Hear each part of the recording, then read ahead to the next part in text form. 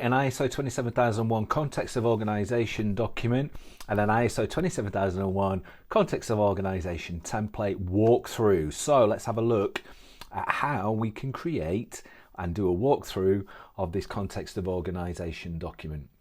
So the context of organization is looking at internal issues, external issues, interested parties in respect to our information security management system. So in the last video we looked at organization overview, we looked at how we were and our objectives, we looked at our locations, we looked at our mission statement, everything about us. Now what we're looking at is, as we move into building our information security management system, what are the things that could impact it? What are the things that could impact its effectiveness, either prevent it or impact its ability to meet its intended goals?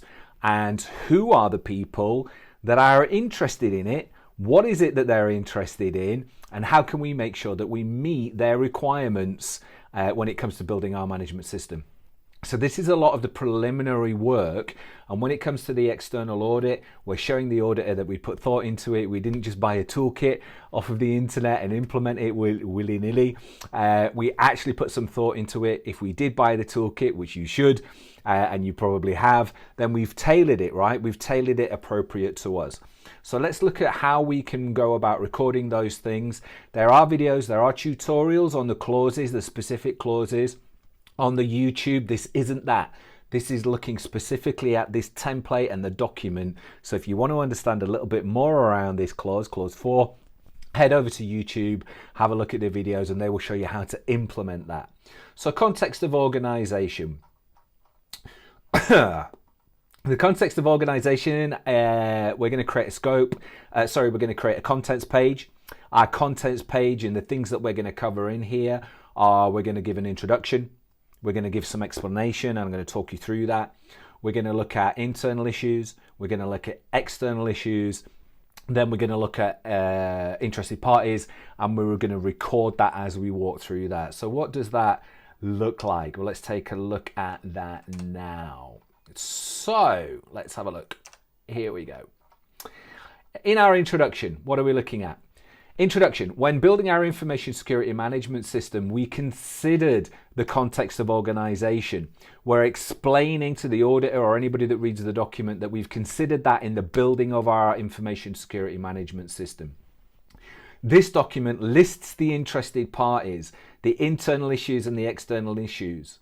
Interested parties are those people and entities that have a direct interest in our information security management system, and they have particular requirements. We considered them and we considered their requirements, and we've documented that, and we're going to show that in a moment. Internal and external issues that can directly impact the information security management system of the organization. We considered them and whether they actually represent an issue to us or not, to show that we have considered them. And where there is an issue, we added it to the risk register and we managed it through risk management. Let's have a look at internal issues and an overview when we provide that. Internal issues are issues that are internal to our organization and are usually are specific to the organization. When considering issues, we considered the internal context of the organization, and we took account of things like governance, organizational structure, roles, responsibilities, policies, objectives, and the strategies that are in place to achieve them, capabilities, and we understood in terms of resources and knowledge, the relationships with and the perceptions and values of internal stakeholders. So internal issues. We looked at the organization's culture, the information systems, information flows, and decision-making process, both formal and informal. We looked internally at standards and guidelines and models adopted by the organization, and the form and the extent of contractual relationships. So these are all things that are internal to us that could impact the information security management system. Then we looked at external issues, and we recorded those. We're going to look at those in a moment. And external issues. External issues are issues that are external to the organization and are usually more general in nature. When considering issues, we considered the external context of the organization, and we took account of social, cultural, political, legal, regulatory, financial, technological, economic, natural and competitive environment, whether international, national, regional or local. Key drivers and trends are having impacts on the objectives of the organisation and relationships with perceptions and values of external stakeholders. So those are the external issues that we have considered when coming up with our list. Let's have a look at how we would record that. When it comes to recording that, internal issues, if you are creating the template, what you're going to do is you're going to go through and populate this yourself, right? You're going to take into consideration what I've just said, and then you're going to go through and populate that and complete this.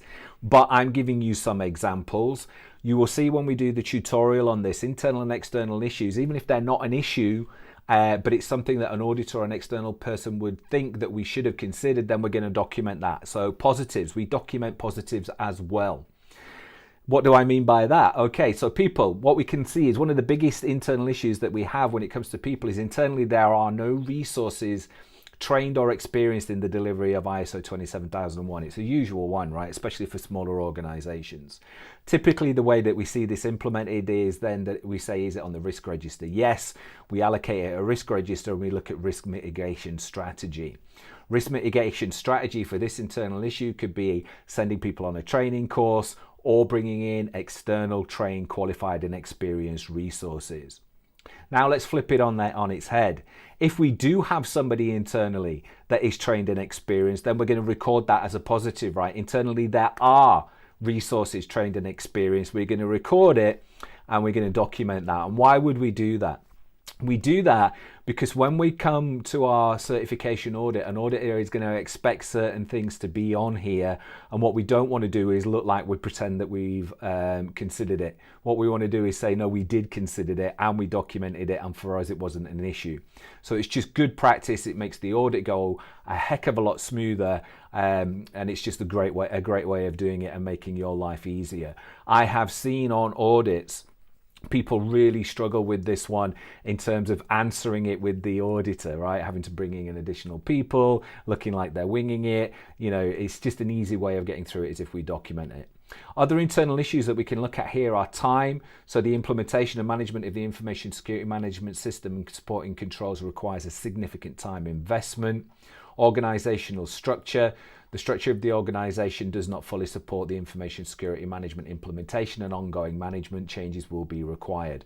So you can see the rhythm that you're getting into. We take the template, or you're creating your own document, but you're recording these internal issues, things that clearly could impact the effectiveness of your management system, that could prevent it from achieving its intended and stated goals.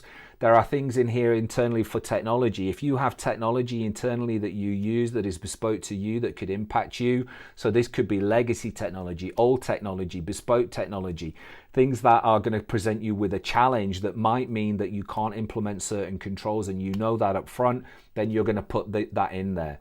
Things around governance, key stakeholders. Does your governance structure present you with a challenge? Does it put certain constraints on you? Does it put restrictions on you? Or do you have a positive and effective governance structure that fully supports you, provides you with all of the resources that you need? As we work down the list, you can see here things like staff retention. Staff retention is a big one, especially if you're in a highly competitive marketplace, a highly competitive geography, or a highly competitive industry where your staff turnover is high. It may be the situation that you are reliant on key staff that is hard to come by. And again, the retention of that staff is going to be critical for you to maintain your management system and your information security management posture. So you can see that there are a number on there. We're looking at priorities, information systems, company objectives, contractual relationships, all of the internal things that can impact that. When we're documenting our external issues, we're looking to the things that we just discussed and I gave you an insight into, right? Cultural, political, financial, things outside of your gift, but that could impact your management system. We look here at things like legislation changes. We look at things like NIS2 that's coming down the line. I'm getting a lot of interest at the moment about building 27001 due to the NIS2 requirement, satisfying the management system element of that. Previously, things like Brexit, GDPR, data protection laws, anything that you know that's outside of your gift that could impact you, then you're going to be recording that on here. It could be relationships with external stakeholders, technological advances. It could be the economic climate, right? It could be a positive or a favorable economic climate out there for you. And also things like competition. Competition is an external issue that could impact you because it could make you a target for industrial espionage, or for people poaching your staff, or for people coming after your IP or your intellectual property, or potentially for making you a target to cyber attack.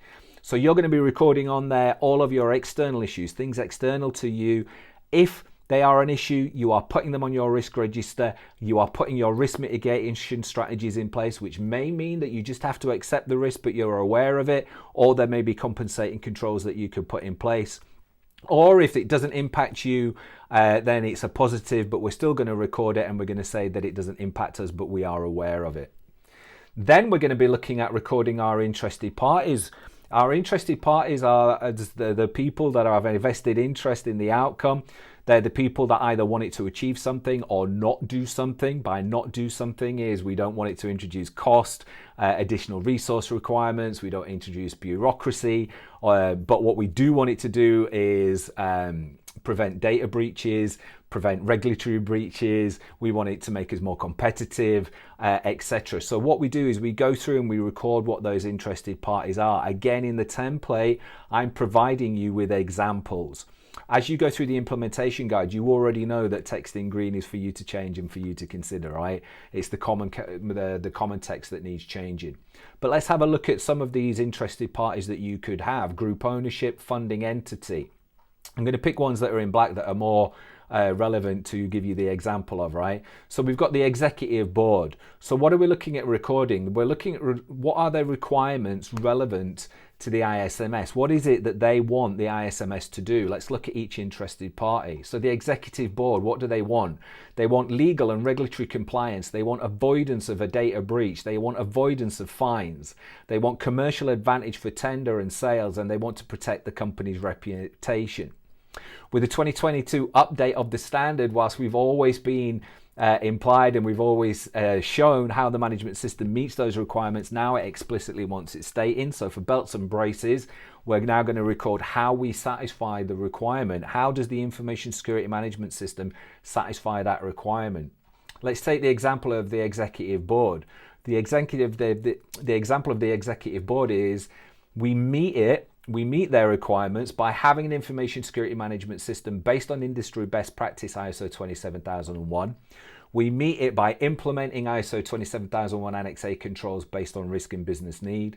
And we meet it by ensuring we have a legal and regulatory requirements register approved by senior leadership and legal counsel. So we're going to go through all of our all of our interested parties, record what it is that they need, what they want from us, what they don't want from us, and we're going to record how our management system meets that. So you can see that as we go through that. Some of these repeat, right? Because the way that we do it is the same for multiple stakeholders. But for some of those, we're going to do it in a slightly different way, or we're going to add in additional ways that the management system meets that, right? So we can see in here, for employees, we've added in here, implementing information security into operational business processes with minimal additional resource overhead. We've added in here, if we have a workplace for our employees, ensuring we meet applicable health and safety laws, right? So we're going through, we're identifying who our stakeholders are, our interested parties, and we're recording exactly how our management system implements and meets those requirements. All the way down, we've got Information Commissioner's Office or Data Regulator, we've got law enforcement agencies, we've got customers, we've got insurers, we've got third-party suppliers, we've got local residents, right? So we are going to create our context of organization. We're going to fully satisfy the requirements of Clause 4 for interested parties, internal issues and external issues in a really, really easy way. And by doing that walkthrough, I've shown you that there is a template that exists, and I've given you how to create it. So you can now go ahead and either stop and pause this video and copy and type that in, or you can go to the hightable.io website, or you already have and you're on your journey to implementing, right? But what I'm showing you is that template is fully populated based on best practice. That was the context of organization. We're going to keep on going through these as we move on to the next tutorial. So for now, peace out. See you on the next training video.